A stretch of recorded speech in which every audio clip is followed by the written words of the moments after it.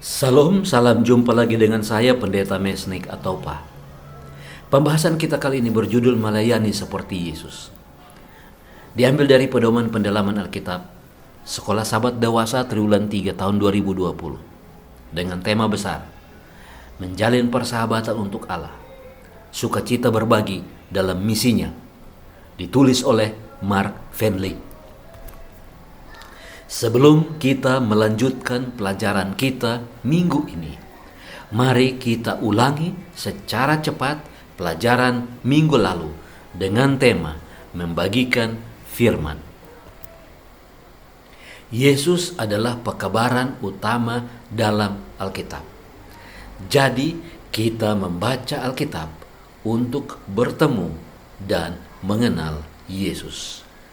Kemudian kita bersaksi tentang Yesus.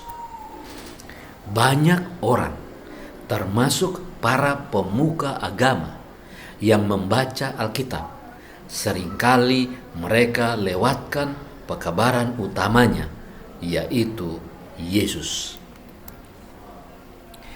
Yohanes 5 ayat 39, firman Allah berkata, "Kamu menyelidiki kitab-kitab suci, sebab kamu menyangka bahwa olehnya kamu mempunyai hidup yang kekal. Tetapi walaupun kitab-kitab suci itu memberi kesaksian tentang Aku." Ayat ini menyatakan bahwa Alkitab bersaksi tentang Yesus. Jika kita membaca Alkitab, maka kita akan bertemu dan mengenal Yesus. Setiap pengajaran Alkitab mencerminkan keindahan karakter Yesus. Ketika kita bersaksi, bukan membuktikan bahwa kita benar dan orang lain salah, tetapi membagikan Yesus yang membenarkan kita, yang membenarkan orang benar dan membenarkan orang yang salah. Lukas 24 ayat 32, firman Allah berkata, "Kata mereka seorang kepada yang lain, bukankah hati kita berkobar-kobar ketika ia berbicara dengan kita di tengah jalan, dan ketika ia menerangkan kitab suci kepada kita?" Kehadiran Yesus, kepribadian dan karakternya yang membuat hati murid-murid itu berkobar-kobar untuk dinyatakan, untuk disaksikan kepada murid-murid lainnya. Dua orang murid dari Emmaus ini dengan sukarela kembali lagi ke Yerusalem pada malam itu, karena mereka mau menyatakan, karena mereka mau bersaksi bahwa Yesus hidup dan menjadi berita baik bagi seluruh murid Yesus. Itu sebabnya di dalam 2 Petrus 1 ayat 4 firman Allah berkata, "Dengan jalan itu Ia telah menganugerahkan kepada kita janji-janji yang berharga dan yang sangat besar, supaya oleh kamu boleh mengambil bagian dalam kodrat ilahi dan luput dari hawa nafsu dunia yang membinasakan dunia." Berita baik yang lainnya adalah kita memiliki kodrat Allah sehingga kita luput dari maut. Inilah yang harus menjadi bahan kesaksian kita. Di dalam Yakobus 1 ayat 21 firman Allah berkata, "Sebab itu buanglah segala sesuatu yang kotor dan kejahatan yang begitu banyak, dan terimalah dengan lemah lembut firman yang tertanam di dalam hatimu, yang berkuasa menyelamatkan jiwamu." Ketika kita membaca Alkitab, maka semua kejahatan dan yang kotor terbuang. Yesuslah yang masuk ke dalam hati kita dan tinggal di dalamnya. Dan kemudian itu akan menjadi kesaksian bagi banyak orang. Minggu ini tema kita adalah melayani seperti Yesus. Ayat hafalannya tertulis dalam Matius 9 ayat 36. Melihat orang banyak itu, tergeraklah hati Yesus oleh belas kasihan kepada mereka, karena mereka lelah dan terlantar seperti domba yang tidak bergembala. Ayat di atas mengingatkan kita bahwa sebagai pengikut Yesus, kita harus sensitif terhadap mereka yang menderita dan belum bertemu dengan Gembala Agung itu, yaitu Yesus. Langkah-langkah untuk memahami pelajaran pekan ini dibagi dalam dua bagian yang besar. Yang pertama adalah sikap Yesus dalam melayani, dan yang kedua adalah Yesus dan pelayanan penyembuhan. Kita mulai dengan bagian yang pertama, yaitu sikap Yesus dalam melayani. Sikap Yesus dalam melayani dibagi dalam beberapa bagian. Dan bagian yang pertama adalah Yesus bergaul dengan orang berdosa. Yesus bergaul dengan semua orang, termasuk pemungut cukai dan orang-orang berdosa. Ia makan bersama-sama dengan mereka. Ia tinggal di rumah mereka. Yang kedua adalah Yesus menunjukkan simpatinya. Yesus sangat memperhatikan orang.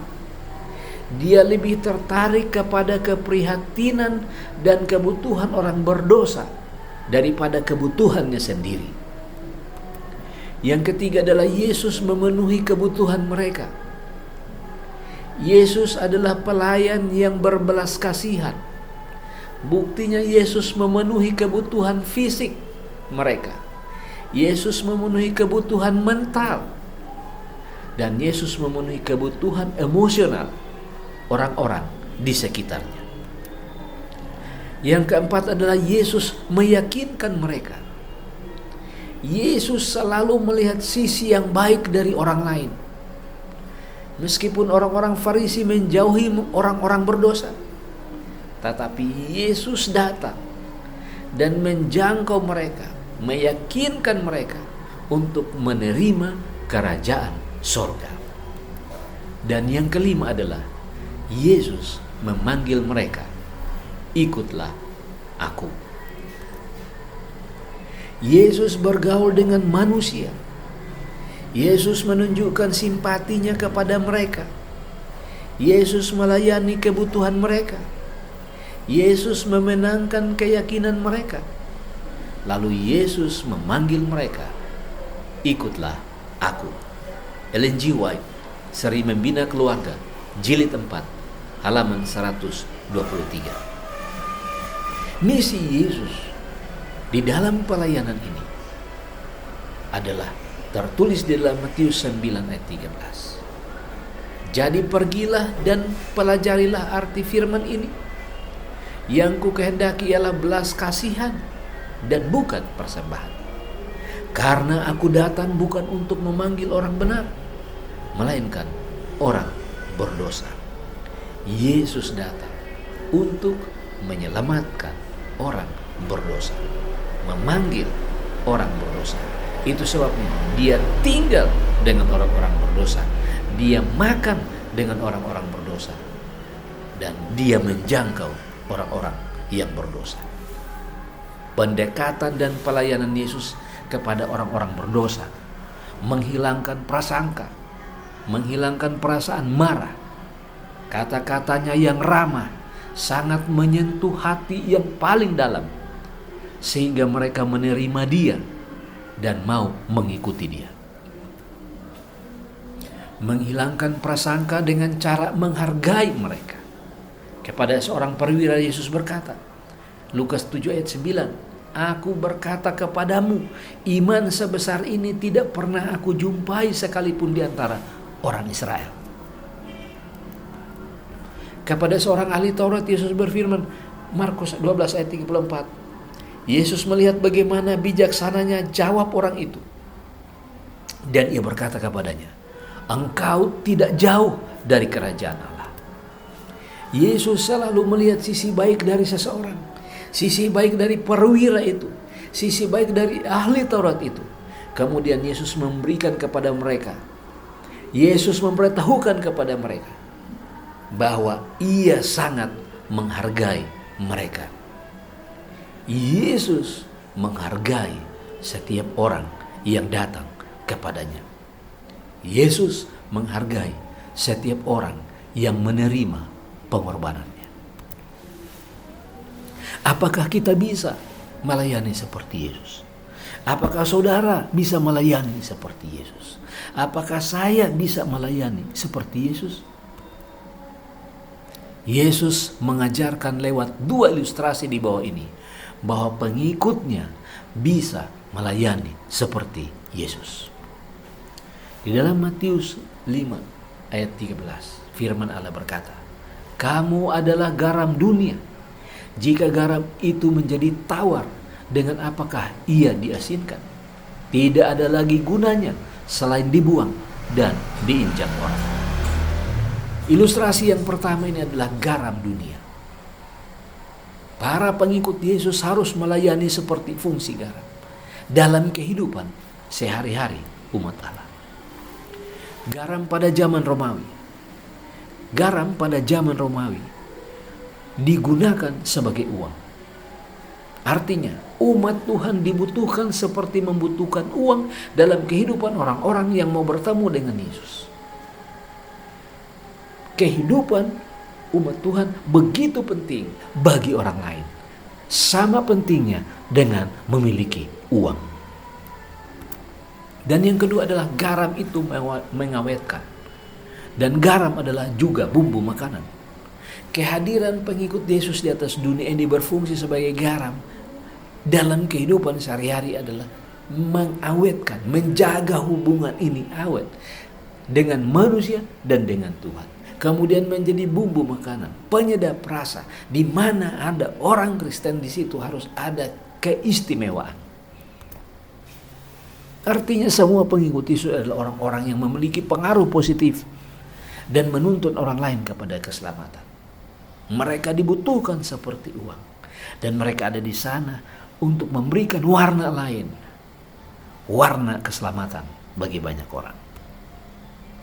Kebutuhan dunia saat ini bukan kebutuhan akan orang kuat, bukan kebutuhan akan orang kaya duniawi, tapi dunia membutuhkan komitmen dari pengikut Yesus untuk membuat perbedaan bagi kerajaan Allah. Kehadiran umat Allah dalam situasi dunia saat ini haruslah seperti garam dunia. Artinya tindakan kita yang penuh kasih dalam pelayanan yang tanpa pamrih akan menuntun orang kepada Allah. Ilustrasi kedua adalah terang dunia. Matius 5 ayat 14. Kamu adalah terang dunia. Kota yang terletak di atas gunung tidak mungkin tersembunyi. Terang itu menembusi kegelapan, membuat kegelapan itu jadi terang.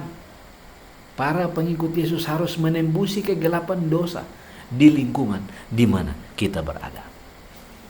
Di dalam Yohanes 1 ayat 17, sebab hukum Taurat diberikan oleh Musa, tetapi kasih karunia dan kebenaran datang oleh Yesus Kristus.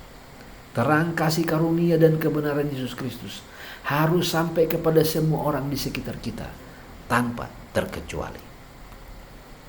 Bagian yang kedua yang akan kita pelajari adalah Yesus dan pelayanan penyembuhan. Yesus melakukan pelayanannya kepada manusia saat ia berada di dalam dunia ini dengan 3 cara utama. Yang pertama adalah mengajar, yang kedua adalah berkhotbah, dan yang ketiga adalah menyembuhkan. Dan kita akan membahas bagian ketiga ini lebih luas sedikit.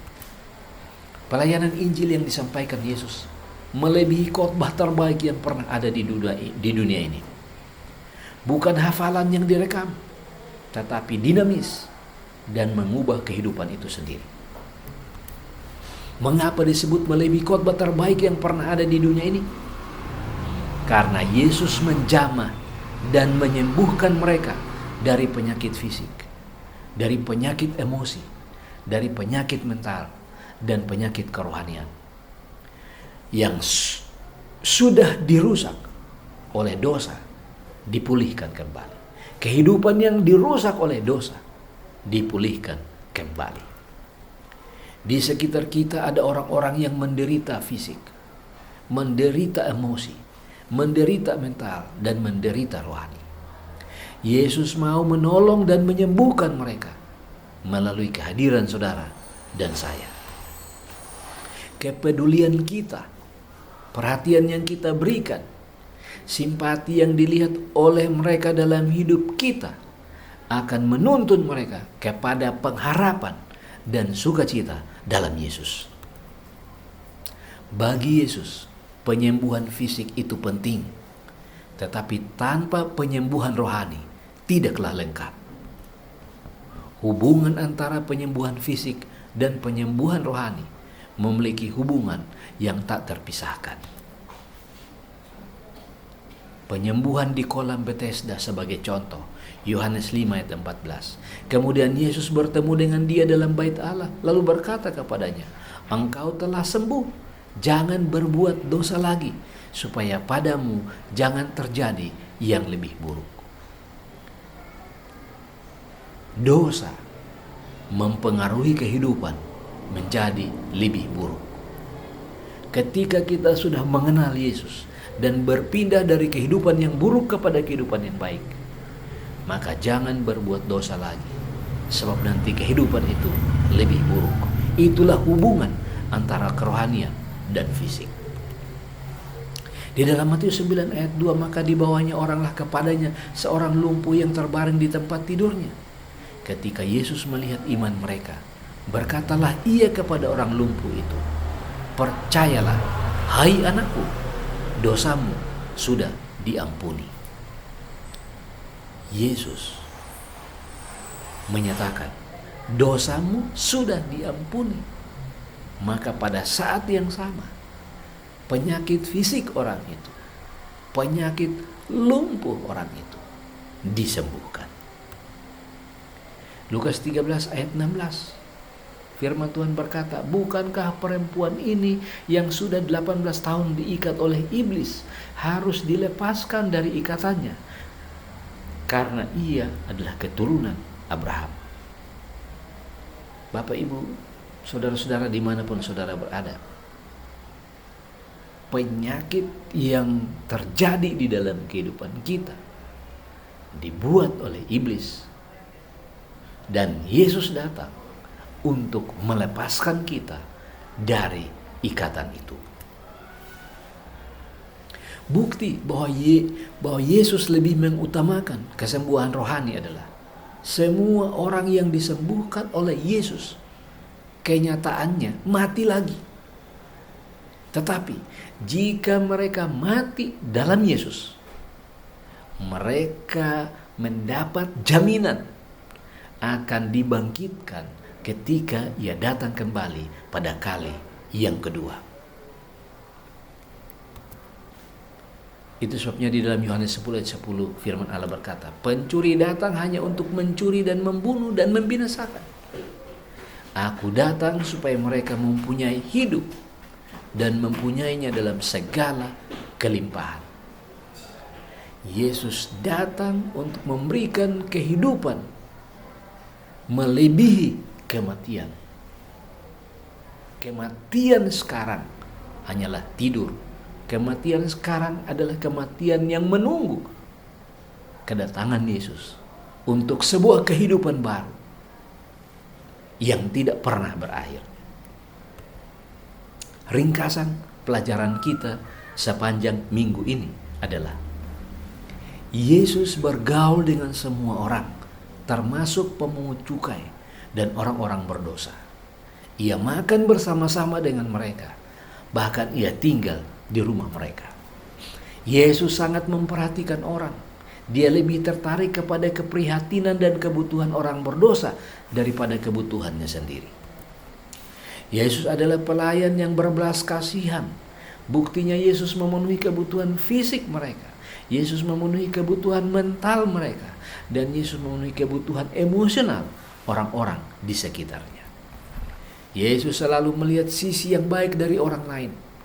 Meskipun orang-orang Farisi menjauhi orang-orang berdosa, tetapi Yesus datang dan menjangkau mereka untuk kerajaan sorga. Yesus bergaul dengan manusia. Yesus menunjukkan simpatinya kepada mereka. Yesus melayani kebutuhan mereka. Yesus memenangkan keyakinan mereka. Lalu Yesus memanggil mereka, ikutlah aku. Ellen G. White, Seri Membina Keluarga Jilid 4, halaman 123. Pelayanan Injil yang Yesus sampaikan melebihi khotbah terbaik yang pernah ada di dunia ini. Bukan hafalan yang direkam, tetapi dinamis dan mengubah kehidupan itu sendiri. Di sekitar kita ada orang-orang yang menderita fisik, menderita emosi, menderita mental dan kerohanian. Yesus mau menolong dan menyembuhkan mereka melalui kehadiran saudara dan saya. Kepedulian kita, perhatian yang kita berikan, simpati yang dilihat oleh mereka dalam hidup kita akan menuntun mereka kepada pengharapan dan sukacita dalam Yesus. Bagi Yesus, penyembuhan fisik itu penting, tetapi tanpa penyembuhan rohani tidaklah lengkap. Hubungan antara penyembuhan fisik dan penyembuhan rohani memiliki hubungan yang tak terpisahkan. Penyembuhan di kolam Bethesda merupakan sebuah contoh yang sangat baik dari dalam Alkitab. Yohanes 5 ayat 14. Kemudian Yesus bertemu dengan dia dalam bait Allah, lalu berkata kepadanya, engkau telah sembuh, jangan berbuat dosa lagi, supaya padamu jangan terjadi yang lebih buruk. Dosa membuat kehidupan ini buruk, tetapi Yesus datang untuk membuat kehidupan ini istimewa. Lukas 13 ayat 16, bukankah perempuan ini yang sudah 18 tahun diikat oleh iblis harus dilepaskan dari ikatannya itu? Karena ia adalah keturunan Abraham. Yesus datang untuk melepaskan kita dari kehidupan yang lebih buruk. Kehidupan yang dibuat oleh iblis adalah kehidupan yang sangat buruk. Dia datang supaya kita hidup benar. Kita harus disembuhkan dari penyakit rohani terlebih dahulu, kemudian kita akan mendapat kesembuhan jasmani. Panggilan bagi kita pada minggu ini adalah Kristen sejati itu adalah melayani seperti Yesus.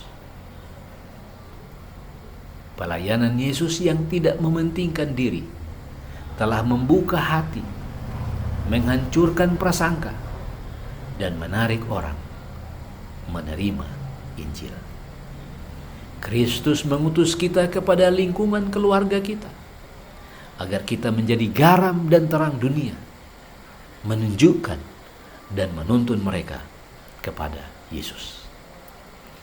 Mari kita berdoa untuk pelajaran kita minggu ini. Bapa di sorga, kami sudah melihat pelayanan Yesus. Kami adalah pengikut Yesus. Kami mau melayani seperti Yesus. Kami mau bergaul dengan banyak orang. Kami mau bersimpati kepada mereka. Kami mau memenuhi kebutuhan mereka. Kemudian kami mau meyakinkan mereka. Dan kemudian kami akan memanggil mereka untuk hidup seperti kami di dalam Yesus. Kami juga ketahui bahwa dosa membuat hidup ini menjadi sangat buruk. Tetapi Yesus datang untuk membuat kehidupan ini lebih baik dan berkelimpahan. Hamba berdoa untuk semua yang mendengar. Berikan sukacita, berikan kebahagiaan, berikan rezeki, berikan kemurahan. Sehingga mereka akan selalu mendengar dan mereka akan diberkati dan mereka akan selalu dekat dengan Tuhan. Terpujilah namamu oleh karena Tuhan mau mendengar dan mau menjawab doa kami. Karena kami minta di dalam nama Yesus, Tuhan dan Juru Selamat kami. Amin. Informasi lanjutan, Anda boleh menghubungi di Facebook Makaditi Pasti Mantap, atau email atau pahm@mail.com atau pahsenior@yahoo.com. Bisa juga pada telepon 0813 73 309 119. Tuhan Yesus memberkati kita semua.